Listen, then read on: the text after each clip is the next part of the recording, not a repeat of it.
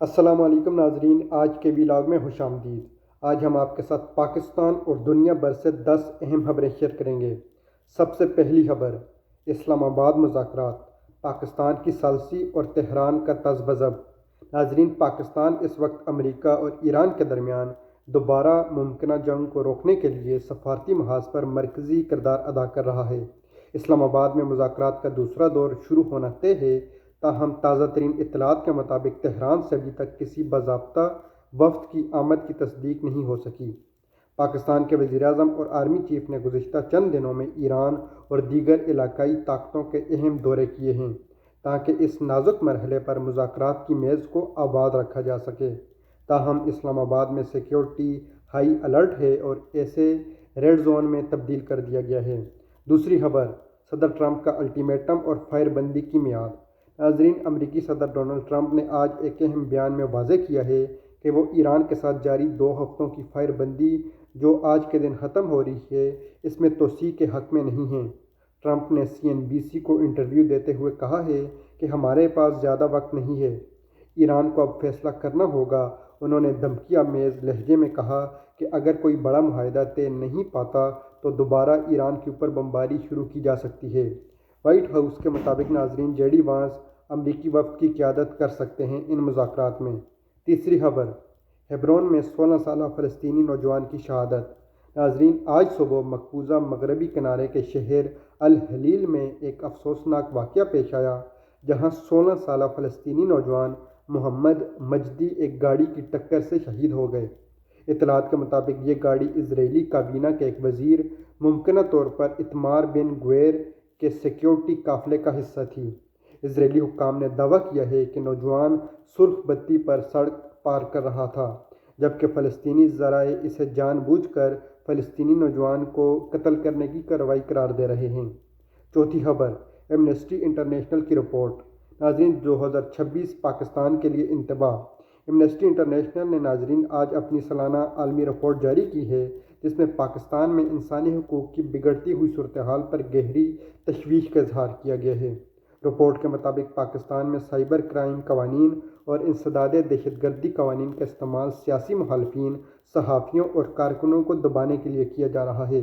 Report میں خاص طور پر بلوچستان میں جبری گمشدگیوں اور احمدیہ کمیونٹی کے خلاف بڑھتے ہوئے پرتشدد واقعات کا ذکر کیا گیا ہے۔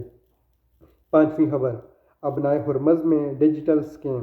ناظرین، بحری سیکیورٹی کے عالمی اداروں نے گزشتہ چند گھنٹوں میں ایک اہم الرٹ جاری کیا گیا ہے کہ ابنائے ہرمز میں پھنسے ہوئے بحری جہازوں کو ہیکرز کی جانب سے جعلی پیغامات بھیجے جا رہے ہیں۔ ان پیغامات میں ایرانی حکام کا نام استعمال کر کے جہازوں کو راستہ دینے کے بدلے کرپٹو کرنسی میں تاوان مانگا جا رہا ہے۔ تجارتی کمپنیوں کو ہدایت کی گئی ہے کہ وہ صرف آفیشیل چینلز کے ذریعے رابطہ کریں کیونکہ یہ ایک عالمی فراڈ کا حصہ ہے۔ چھٹی خبر، روس سے ہے۔ ناظرین، کتابی ناشرین پر پولیس کے چھاپے۔ ماسکو میں پولیس نے آج ایک بڑے پبلشنگ ہاؤس پر چھاپا مارا ہے جس پر غیر روایتی سماجی تعلقات کے پروپیگنڈے کا الزام ہے۔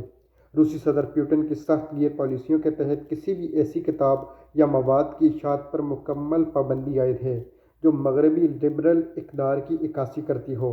اس کارروائی کو روس میں آزادی اظہار پر ایک بڑا حملہ قرار دیا جا رہا ہے۔ ساتویں خبر، نائجیریا سے۔ ناظرین، 2025 کے ناکام بغاوت کیس میں فرد جرم۔ ناظرین، نائجیریا کی حکومت نے آج 6 فوجی افسران پر 2025 میں صدر بولا ٹینوبو کی حکومت کا تختہ الٹنے کی سازش اور دہشت گردی کے الزامات کے تحت فرد جرم عائد کر دی ہے۔ اس مقدمے نے افریقہ کے سب سے بڑے جمہوری ملک میں سیاسی عدم استحکام کے خطرات کو ایک بار پھر نمایاں کر دیا ہے۔ آٹھویں خبر، لبنان اور اسرائیل سے ہے۔ ناظرین، جہاں نئی سرحدی جھڑپیں ہو رہی ہیں۔ الجزیرہ کی تازہ ترین رپورٹس کے مطابق حزب اللہ اور اسرائیلی افواج کے درمیان سرحد پر شدید فائرنگ کا تبادلہ ہو رہا ہے۔ حزب اللہ نے دعویٰ کیا ہے کہ انہوں نے اسرائیلی ڈرونز کو مار گرانے کی کوشش کی ہے، جبکہ اسرائیلی طیاروں نے جنوبی لبنان کے مختلف علاقوں میں نچلی پروازیں کی ہیں۔ یہ کشیدگی تہران اور واشنگٹن کے درمیان جاری تناؤ کا براہ راست نتیجہ سمجھی جا رہی ہے۔ نویں خبر، ایران کی فٹ بال ورلڈ کپ میں شرکت مشکوک۔ ناظرین، ایران کے وزیر کھیل نے آج بیان دیا ہے کہ اگر امریکہ میں ہونے والے فیفا ورلڈ کپ کے دوران ان کے کھلاڑیوں اور عملے کی سیکیورٹی کی 100% ضمانت نہ دی گئی تو ایران ٹورنامنٹ سے دستبردار ہو سکتا ہے۔ ایران کا کہنا ہے کہ سیاسی تناؤ کی وجہ سے ان کھلاڑیوں کو امریکہ میں ہراساں کیے جانے کا خطرہ ہے۔ 10ویں خبر، عالمی منڈی میں ڈالر کی صورتحال اور کرنسی سویپ۔ ناظرین، امریکی صدر ٹرمپ نے تصدیق کی ہے کہ وہ متحدہ عرب امارات کے ساتھ ایک خصوصی کرنسی سویپ معاہدے پر غور کر رہے ہیں۔ ایران جنگ کی وجہ سے خلیجی ممالک کی معیشت پر دباؤ ہے اور ڈالر کی قلت کو پورا کرنے کے لیے یہ امریکہ کی جانب سے اپنے اتحادیوں کو بچانے کی ایک بڑی کوشش سمجھی جا رہی ہے۔ اس خبر کے بعد عالمی فاریکس مارکیٹ میں ڈالر کی قدر میں اتار چڑھاؤ دیکھا جا رہا ہے۔ ناظرین، یہ تھی آج کی تازہ ترین خبریں۔ آپ سے ملتے ہیں کل ایسے ہی ایک نئے ولاگ کے ساتھ۔ تب تک کے لیے اجازت دیجیے اور اپنا بہت زیادہ خیال رکھیے۔ اللہ حافظ۔